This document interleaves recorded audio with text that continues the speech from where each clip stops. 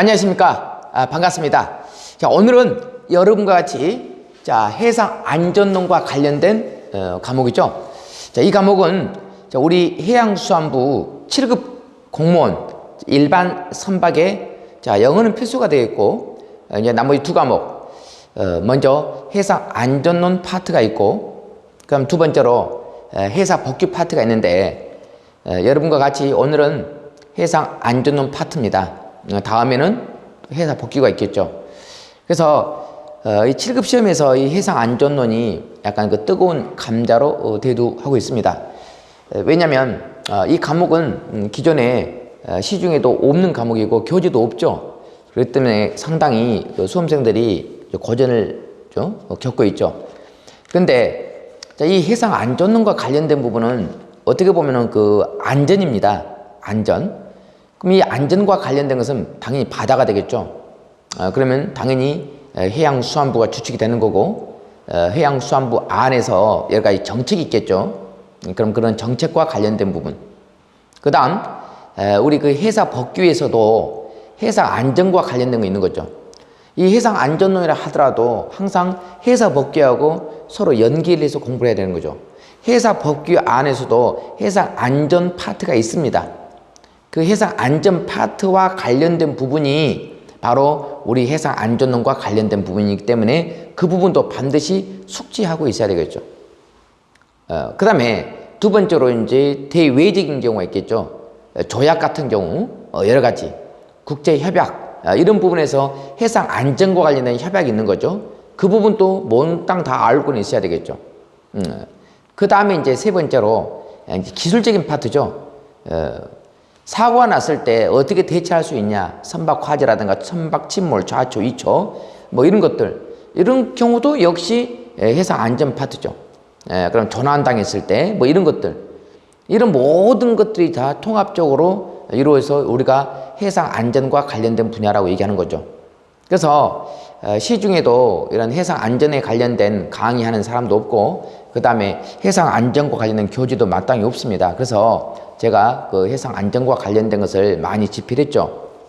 시간이 많이 소요되고 했습니다. 그래서 부랴부랴 이제 시험이 얼마 남지 않아서 여러분에게 이제 강의를 하는데, 아마 그 교재는 그 여러분이 공부하기 좋게끔 아마 스프링으로 많이 교재가 나갔을 겁니다.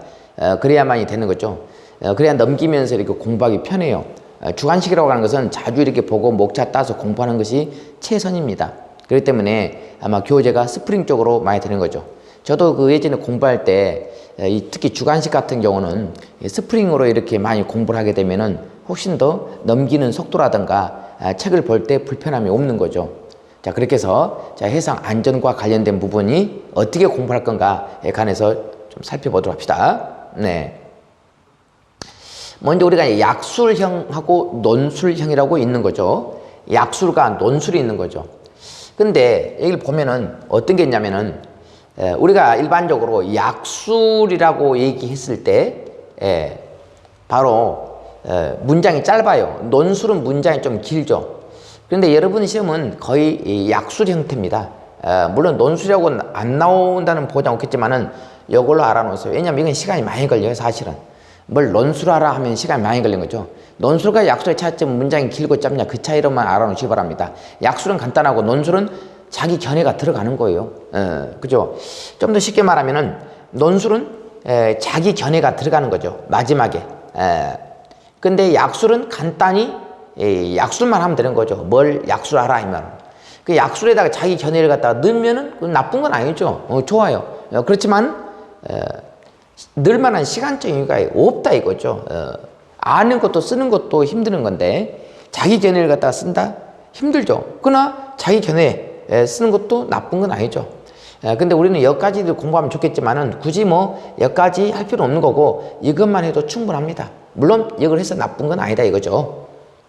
목차를 달 때는 논술 같은 경우는 로마자 1번, 그 다음에 2번, 뭐 3번 이렇게 해서 큰 게 다는 거죠. 그 다음에 이것이 되는 거죠. 1번, 그 다음에 가로, 그 다음에 이거, 그 다음에 동그라미 이렇게 하는 것이 원칙이에요. 우리가 이제 문서 서식할 때는.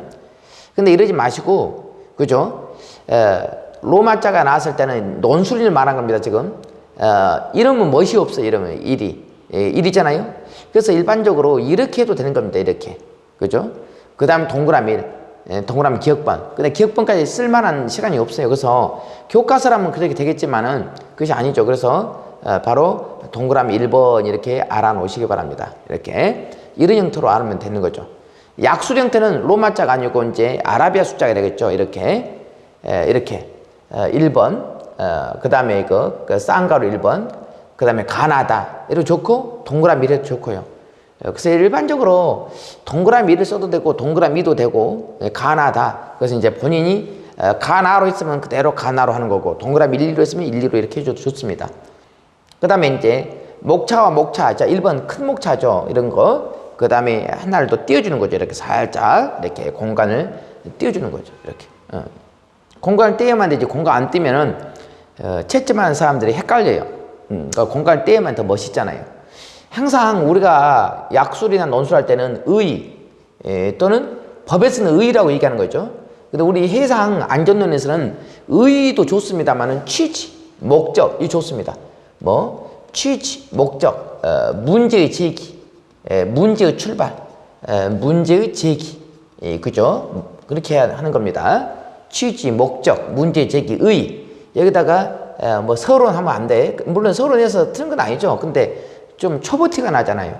어린아이들 쓴다 보면 서론, 본론, 결론 이렇게 하는 건데 그러지 마시고 이렇게 해서 문장을 이어나가면 될 겁니다. 자, 이것은 간단히 두 줄, 석 줄로만 이렇게 써주시고 그 다음에 나머지 것은 이제 그대로 약수령 문제 물어보면은 정답을 해주시면 되겠죠.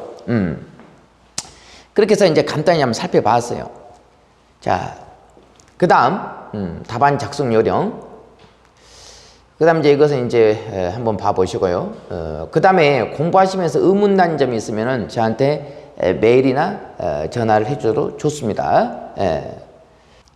그 다음 여기는 이제 제 전화번호가 있고 그 다음에 메일이 있기 때문에 의문난 점이 있으면은 얼마든지 물어보시기 바랍니다. 그리고 공부하면서 좀 더 추가적으로 좀 알아야 할 사항이 있으면은 제가 나중에 또 자료 같은 것을 또 드리도록 하겠습니다. 그래서 우리 그 해상 안전론 안에서도 해상 법규와 공통적인 부분이 있어요. 한 20문제 정도 있죠. 여러분이 가지고 있는 그 해상 안전론은 모두 121강으로 되어 있을 겁니다. 그죠? 121강입니다. 121강. 그죠? 이 중에서 한